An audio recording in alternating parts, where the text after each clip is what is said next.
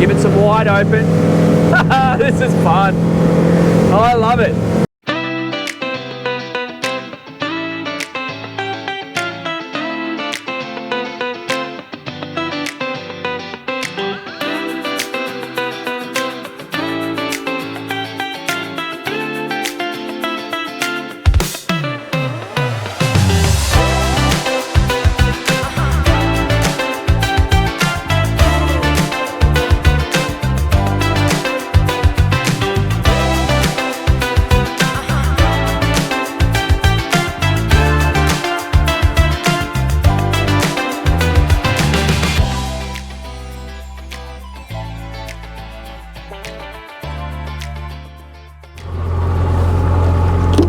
Rightio guys, welcome to the test drive part of the video. Here we are today on the first sunny day on the Gold Coast I've had this week, so I'm absolutely stoked to be out here. And we've got perfect conditions to do a quick test and demonstration of what this Saxdor 200 is capable of. We still have consistent southerly wind blowing. We have tidal movement just out here. So we've just got that short, sharp chop that if you were on a jet ski, if you were on a bow rider, if you were on a rib, you are going to know about it on a day like today, because you're going to be bouncing around and you're going to be getting swell up and over the decks. Whereas on a cutting bow, deep V air step hull like this Saxdor, we're just going to slice it up. We're just going to slice it up. So she's very basic. I don't have any speed or depth or anything at the helm, and it's not about that on this boat. This is really about the pure enjoyment of boating. This is the perfect tender to a big boat. This is perfect run around. The owner was just telling me his mum lives up one of the canals here, and you know, on a Sunday they will take the family on the boat up for Sunday lunch, and it's just a great way to enjoy their day. And that is the sort of thing you do with a boat like this. And he specifically commented how they just don't worry about what weather is happening inside the Broadwater, because they know they can chop it up and get through. So I've got the 100 horsepower Merc on this boat. You can hopefully see coming up on the camera, there is good tidal movement just here. So I'm gonna get the boat moving and show you what this thing can do. So she's up on the plane. That feels like about 15, 17 knots, and we're moving. She gets on the plane quite quickly. I had engine trim down. Now I'm just going to do a little bit of engine trim up, and I didn't go to full throttle to get on the plane, and I feel like I'm about 2/3 throttle, and I could see the wash coming out at this angle just here, but she's light and slippery. So this boat just wants to move, and I'll note that everything is dry.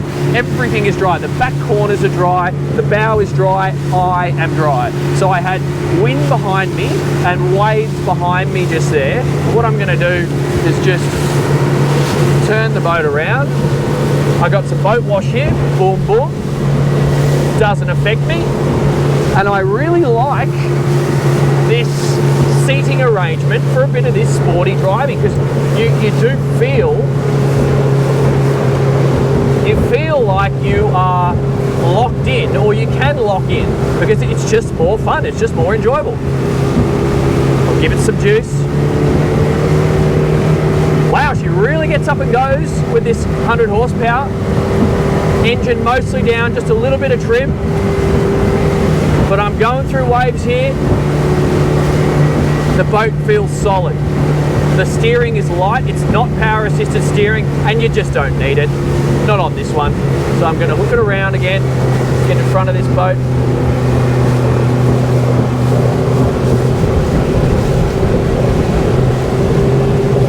They're just so convenient.